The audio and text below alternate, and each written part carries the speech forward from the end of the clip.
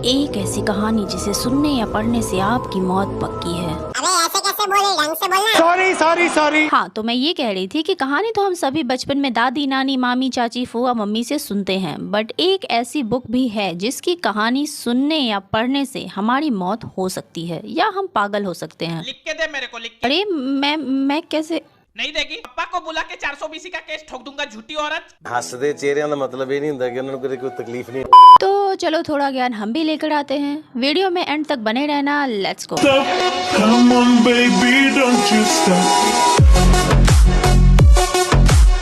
एक श्रापित यक्षिणी के द्वारा लिखा गया ऐसा ग्रंथ जिसे भारत सरकार ने भी बैन कर दिया है। ऐसा माना जाता है कि जिसने भी लालचवश इस ग्रंथ को पढ़ने की कोशिश की है या तो वो पागल हो गए हैं या उनकी मौत हो गई है। जब ऐसे बहुत सारे मामले सामने आने लगे तो भारत सरकार ने पूरी तरह से इस ग्रंथ पर बैन लगा दिया और इस ग्रंथ का नाम है नीलावंती ग्रंथ। अब सवाल ये है कि ये ग्रंथ श्रापित कैसे है और इसका यक्षिणी से क्या मतलब है। तो इसके लिए टाइम मशीन में बैठ जाओ, समय में काफी पीछे चलते हैं। यूपी के एक छोटे से गाँव में एक आदमी अपनी बीवी और एक छोटी सी बच्ची के साथ रहता था। बच्ची का नाम नीलावंती था। जब नीलावंती 5 साल की हुई तो उसकी माँ की मृत्यु हो गई। पत्नी की मौत के बाद पति अपनी बेटी को लेकर गांव को छोड़कर चले गए। नीलावंती के पिता को आयुर्वेद का अच्छा खासा ज्ञान था जो वो नीलावंती को भी सिखाते थे।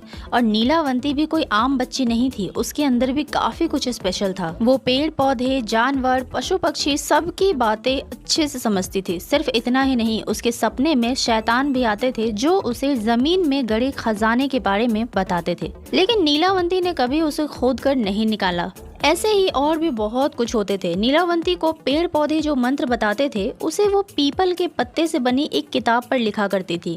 समय बीतता गया और नीलावंती धीरे धीरे बड़ी हो गई। जब वो बड़ी हो गई तो जो भूत प्रेत उसके सपने में आते थे अब वो असल में आने लगे थे। कुछ समय बाद एक प्रेत के द्वारा नीलावंती को ये पता चलता है कि वो एक श्रापित यक्षिणी है और श्राप के कारण वो इस दुनिया में फंस चुकी है और अगर समय रहते वो वापस अपनी दुनिया में नहीं गई तो वो हमेशा के लिए इसी दुनिया में भटकती रहेगी। तब नीलावंती उसी प्रेत से वापस जाने का रास्ता पूछती है। तब प्रेत उसे बताता है कि उसे एक बरगद के पेड़ के पास जाकर तंत्र साधना करनी होगी जो कि उसके गांव से 35 मील दूर है। अगली सुबह नीलावंती ने ये सारी बातें अपने पिता को बताई, पर उनके पिता ये नहीं चाहते थे कि उनकी बेटी उनसे दूर हो।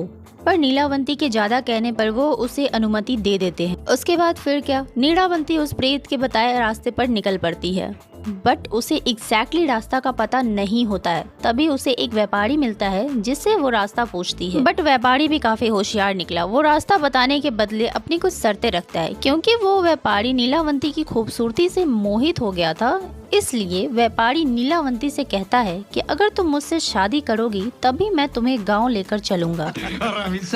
अब नीलावंती के पास तो कोई और रास्ता रहता नहीं है, इसलिए वो मान जाती है, पर साथ ही वह भी अपना एक शर्त रखती है कि रात के समय वो साथ नहीं रहेगी। और वो क्या करती है, कहाँ जाती है, इस विषय में व्यापारी नीलावंती से कभी कुछ नहीं पूछेगा। तो वो झट से मान जाता है। फिर दोनों एक साथ गाँव की ओर चल पड़ते हैं। अब चूँकि व्यापारी भी उसी गाँव का था जहाँ नीलावंती को जाना था, अब दोनों शादी कर लेते हैं। उसके बाद रोज रात होते ही नीलावंती उस बरगद के पेड़ के नीचे तंत्र साधना करने के लिए चली जाती थी। वहाँ वो प्रेत के कहे अनुसार तंत्र साधना किया करते थे जिसमें वो पशु पक्षियों की बलि चढ़ाती थी।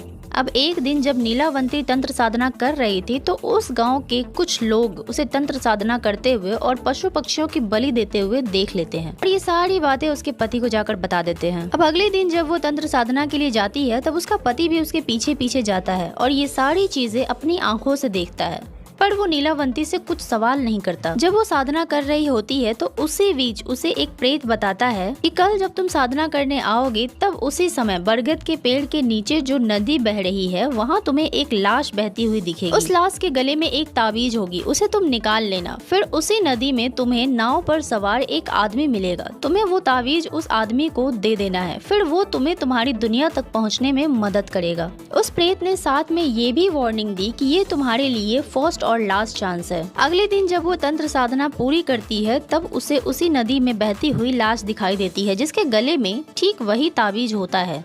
नीलावंती उस लाश के पास जाती है और वो तावीज निकालने की कोशिश करने लगती है। वो तावीज काफी मजबूती से बंधा होता है जिसकी वजह से वो नहीं खुलता है, तो नीलावंती अपने मुंह से उसे खोलने की कोशिश करने लगती है। फिर क्या, तभी वहाँ सारे गाँव वाले आ जाते हैं और नीलावंती को ऐसा करते देख उन्हें ऐसा लगता है कि नीलावंती एक नरभक्षी है जो कि पहले जानवरों को खाती थी और अब इंसानों को भी। अब इतने में वहाँ उसका पति भी आ जाता है जो कि एक्चुअल में एक राक्षस था जो अपना वेश बदल कर इस गांव में रह रहा था, जो कि अब अपने असली रूप में आ जाता है। अब गांव वाले उन दोनों को मारने का प्रयास करते हैं परंतु असफल हो जाते हैं। नीलावंती जब भाग रही होती है तो वो राक्षस भी पीछे पीछे आता है और फिर वो नीलावंती से कहता है कि मैं तुम्हें तुम्हारी खूबसूरती पर मोहित होकर तुमसे शादी नहीं की थी, मुझे तो बस वो किताब चाहिए थी जो तुमने लिखी थी। अब अगर तुमने मुझे वो किताब नहीं दिया तो मैं तुम्हें गांव वाले के हवाले कर दूंगा। अब नीलावंती के पास कोई दूसरा रास्ता तो था नहीं, तो नीलावंती ने वो किताब उस राक्षस को दे दिया, पर साथ ही उस किताब को वो एक श्राप भी देती है कि अगर कोई इस किताब को लालचवश पढ़ने की कोशिश करेगा तो उसकी मौत हो जाएगी और अगर कोई उसे बीच में ही छोड़ देगा तो वो पागल हो जाएगा। उसके बाद जब वो राक्षस उस किताब को पढ़ता है तो उसकी मौत हो जाती है। फिर काफी समय के बाद किताब एक साधु के हाथ लगता है